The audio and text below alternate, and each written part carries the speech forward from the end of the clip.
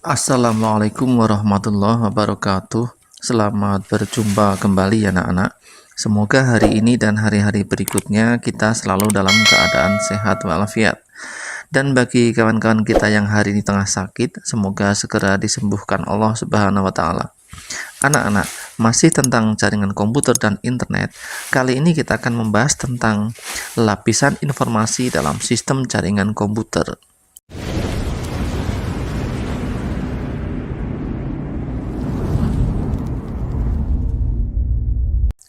Ayo bertanya, jenis aktivitas kelompok, nomor aktivitas JKI-K12-07. Masih ingatkah kalian tentang materi OSI layer di kelas 11? Cobalah untuk mengingat lagi materi tersebut. Apabila diperlukan, kalian juga dapat membaca kembali materi tersebut. Selanjutnya, lakukan aktivitas berikut secara berkelompok. 1. Buatlah pertanyaan yang masih belum dipahami dan menjadi kebingungan tentang materi OSI layer. 2. Tuliskan pertanyaan tersebut pada jurnal aktivitas siswa. 3. Salinlah pekerjaan kalian pada kertas karton atau flip chart. Gunakan seluruh ide dan kreasi kalian dalam membuatnya. Lengkapi gambar dengan keterangannya. 4. Tempelkan hasil kerja kalian pada tempat yang tersedia. 5. Mintalah teman kelompok lain untuk melihat hasil kerja kelompok kalian dan begitupun sebaliknya, yaitu bergantian. 6. Kemukakan di depan kelas, lalu mintalah teman-temanmu untuk mencoba menjawab pertanyaan kalian. 7. Lakukan kegiatan diskusi. Catat semua tanggapan yang disampaikan oleh kelompok lain. 8. Catat jawaban temanmu dan mintalah tanggapan dari guru.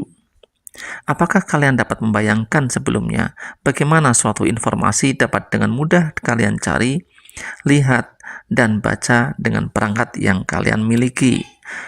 Atau sebaliknya, kalian ingin berbagi informasi dengan harapan dapat mudah dibaca orang lain. Nah, pada subbab ini, kalian akan belajar bagaimana suatu informasi dengan mudah diterima melalui komputer. 1.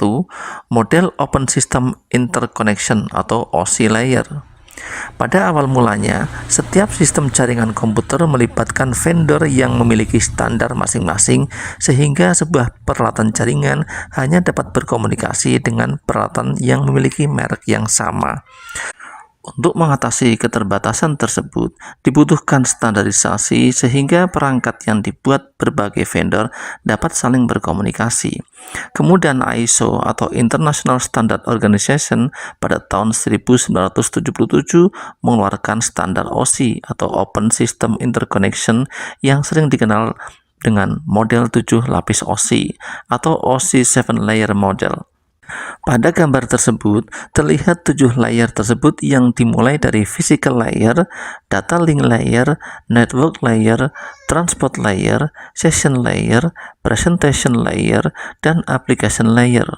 Masing-masing layer mempunyai karakteristik dan bertanggung jawab secara khusus dalam proses komunikasi data. Setiap layer tersebut harus mampu berkomunikasi dengan layer lainnya secara langsung berdasarkan protokol dan standar. 2. TCP/IP layer. Selain OSI layer, kalian juga harus tahu tentang layer lainnya yang saat ini berkembang dengan pesat karena sederhananya bentuk layer yang disediakan. TCP/IP layer adalah standar yang digunakan untuk komunikasi data yang dikembangkan oleh DARPA. TCP/IP layer ini terdiri dari 4 lapisan yang memiliki fungsi atau kegunaan yang berbeda pada setiap layernya, yaitu Network Access Layer, Internet Layer, Transport Layer, dan Application Layer. Protokol TCP/IP sendiri terdiri dari 4 layer atau lapisan, yaitu A. Network Access Layer. Lapisan ini mencakup 3 layer terbawah pada model OSI, yaitu Network, Data link, dan physical layer. B. Internet layer. Lapisan ini terdiri dari 4 internet protokol, yaitu IP atau Internet Protocol, Datagram, ARP, dan ICMP. C. Transport layer, menyediakan session komunikasi antar komputer, terdiri dari dua macam protokol, yaitu UDP atau User Datagram Protocol dan TCP atau Transport Control Protocol. D. Application layer, merupakan interface antara aplikasi dan network. Ada banyak protokol yang menyusunnya, antara lain adalah FTP atau File Transfer Protocol dan SMTP atau Simple Mail Transfer Protocol. Ayo lakukan.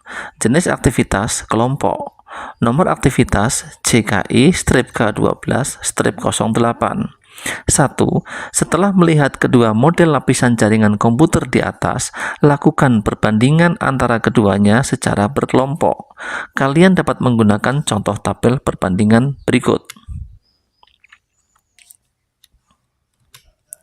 Kemukakan apa yang masih menjadi pertanyaan dan kebingungan antara kedua model di atas. 2. Salinlah pekerjaan kalian pada kertas atau flip chart.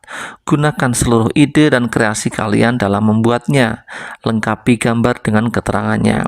3. Tempelkan hasil kerja kalian pada tempat yang sudah disediakan. 4. Mintalah teman kelompok lain untuk melihat hasil kerja kelompok kalian dan begitupun sebaliknya, yaitu bergantian. 5. Kemukakan di depan kelas, lalu mintalah teman-temanmu untuk mencoba menjawab pertanyaan kalian. 6. Lakukan kegiatan diskusi.